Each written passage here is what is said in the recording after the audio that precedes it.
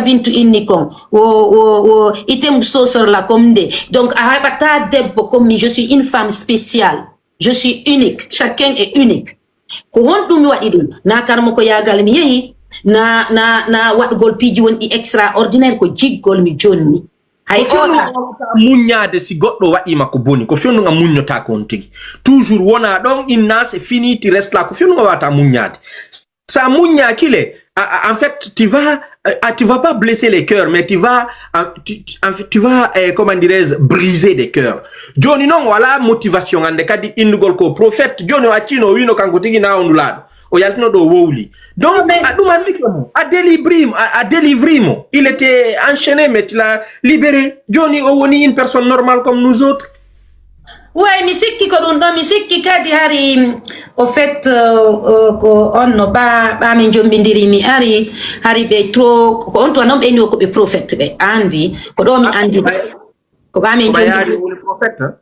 be ni lan ko be prophète no law o inano ko nula do Allah law dum non ni me nula do prophète na go tun ka annabajo en la do na go tun ka c'est différent do le différent non faut ko monde goto faut ko Allah nulibe. Ouais. Ouais. Il faut qu'on nous lave quoi. Ouais, parce que inda fionu mi munyota ko hondu. Mi famal ko inda mi munyota ko hondu janjal. Ko do wadi ko mettuma fionu wata munyagol. No, andi da way kon woni dum da way hippute do joni ndiyan antan mi munyo da wawi honno jettude otan tappa mi munyo dum don fo wadi ko parce kala ko woni matériel mi munyoto. Mais si hunde wondi e trauma, si hunde wondi e mi da neddo mo nunta au fait, c'est ça mon problème. Afami. Donc mimi c'est vrai que enen étiquette wat ay nenira ben no munyi kenego be dewle hay si moƴƴa be lutta fiwota yimbe ben yewtube mais min no mi tawri non dewgal il faut que je sois bien il faut que yontigi nunɗum mi nunɗa hara ya l'harmonie hara piji ɗin fo no moƴƴi si ɗum ɗon waɗali pour moi piji na fo muññete no wodi ko muññe no wodi ko muññetaki ça dépend ko honɗum muññete parce que muññagol ko pardonugol ko ta woluto hande kadi fimum et que continue et mais si goddo wadi goddum hara o tewaki da way pardonude mais si goddo wadi goddum fi manipulgol ma dum moƴƴa hay goto yidata manipulede ka honno an janjallo anda do wonde goddo mo manipulde ma continue si a continue on tigi no manipulde da continue an ka manipulateur je savais dire an ka manipulode mo do manipulider de ka min non mi yiɗaɗo min komi yiɗi koko laaɓi lan yiɗi kadi jiggol min ko jiggol mi jonnata juste jiggol mi jonnata wanani o ancienne modi an mi jonni mo jiggol hari o anda jiggol ayal joni mo feeti fen fi jiggol mo ɗaɓɓude ko jiggol woni ɗaɓɓude na goɗɗum mais o anda konno ko on ɗum woni jiggol par ce que jiggol ko ya teddin on tigi wona onna nunɗa si nunɗal ala teddugal ala pour moi na jiggol na kis ma ɗum waɗugol photoji ma ɗum affichagol na ɗum woni jiggol ɗum ɗon fof ko apparence jiggol vraiment ko so tawi neɗɗo honno tu peux compter sur la personne tu te sens en sécurité hara kadi neɗɗo on no laaɓanma no nunɗanma mais si penale no woodi trahison no woodi infidélité no woodi yennoje no woodi ɗum na jiggol non min dona ɗum mi noddata jiggol say non ko non wonira so tawi ko 100 fois mi divorce ay 100 fois na wawi wonde la reine des divorcés j'en ai rien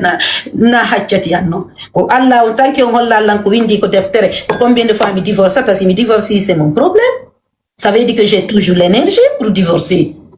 c'est ma vie comme in tungari o aduna comme in tu yiltoto mais ko woni wata mi waɗu zina ɗum kadi mi waɗata je suis clean j'ai pas envie de le faire mais si ça ne va pas la vie continue. Oɗon janjal yang dado ta awoni ɗuma wonum kadi marɗa janjang accitata la yurmela accirani tun ɗon joni merci goɗɗo go windiɗo o kelmi soutien merci jam fima dow binta bo bankad fima dow janga nani o shakirɗo no inde ya waɗu attention e janjallo merci minga ukatala engal batowal fiu mimi ala ma ukkude bato ko mbon ma ukkude bato hey andi non ko dum ukkata ko e bato hay goto sena bato wangal gana se yaay non gana problème ala le 25 décembre janjallo se jetta ite ken fo yaay gana naten ko bato do e fin du monde on awa parce que mi anda si élection jini wada joni parce que menen maniti 12 décembre 2012 le calendrier maya donc dum fus wadata men go sama kala be jokki janjallo ayna yan acceptali mais ça ne veut pas dire qu'on tigina non et puis kadi yimbe ben droit joni au fait ñaawde gonga on na ko be nanata ko yimbe buy c'est des beaux parleurs wobbe goni jogi art de parler comme toi Jan tu sais bien parler yimbe buy no way yewtude na ko yewtete comme be droit darde ko kuude de donc a fala wi de min kadi ko manipulateur jo non mi fala ndeda way hala neddo wawdo hala ko neddo mo de min kadi ko manipulateur donc a fala wi de min kadi ko manipulateur non si neddo no wawi hala yimbe be no doit wadde attention parce que si neddo no wawi hala a convaincre yimbe be mais be ndar kuude de si a inni o dana na gayuri yo be ndar stay ko kuude gayu non parce que fi hondum parce que me wadi combat ko fo wadi on combat depuis 2018 o tappi berde makko nen o wonani pullo fo inni wo ko kanko woni etno o yaltido o wadi video o milan anyi pullo o yaltido e nilan anyi onno ala giselu dalen o toñi lampiji bu eni ko mi woniri non pourtant ko menen dido wonduno ko suudu lan andi kon dungo wala no fi fulbe ben jine mais pour moi je me suis dit peut-être je me suis trompé parce que mi nan mo toujours atedina me menen be fulbe jine fi da heba Sénégal mais bami mo continue lagnol je me suis dit mingo jam fikela jam fatou ka meno gasa o jam fata ko fulbe ben o wadi dum do donc dum do na ku di gay kañu wadata je suis désolé non won ka wonda joni est ce que yimbe no do wombe victime wombe marbe traumatisme wombe do fal winde inne onon kadi kon trauma do mari trauma winde ka commentaire ji winno ka commentaire do ma trauma ok joni non ka wonda do non o ya wado attention à toi Shakir Wojan fais attention à toi quand on est prochaine cible dani mi ngana da talan kana de ko goddo windi je lis juste un commentaire mi ngana da talan voilà. Ya étoile ero kanko mo mari trauma joni ono marbe ben trauma fo windane bobo la bar do hawto ndirongo walla kanko mo mari lekki mo joni don non o deuxième mo Canada do est ce que a trahi zane wana on mi trahisi be parce que joni o ala motivation hari nyande o aray o wowla o inna alla no yewtudemo o inna wadi internet alla no yewtudemo ka internet o wadi recherche ji andi mene andi ko prophète jar quoi tu vois prophète John mo way wadde internet to ndare ka Google tu vois o vérifia ka Google o yiya information jiding tu vois o yakade ndara livre jiding tu vois non fo ko alla woni mo yewtude ko à travers l'internet à travers les livres tu vois un prophète moderne tu vois c'est un prophète avec intelligence artificielle, un prophète avec IA, avec l'avancée des nouvelles technologies, tu vois? Oyai ka Facebook, oda pitai, oyai ka TikTok, comme il oyai ka Google, oda pitai information qui nous faut ka Google, tu vois? Donc c'est un prophète jar. Jono? Tu as un prophète, donc mi do jabi non mais kanko mo wi ko prophète imbe buy kan andi ko prophète donc di kuko mais manière de recherche makko ni communication makko kanko e Allah ko non kono nyande go kadi Allah jettuno mo ley wadi bo nabi mo ado bom o jawi yaka kam bom o cipiti wadu no fu ko explication di makko non tu vois un prophète jar kono jonnon prophète jon wala yawde ka tour Toronto o sonka tu vois wala wadde dum non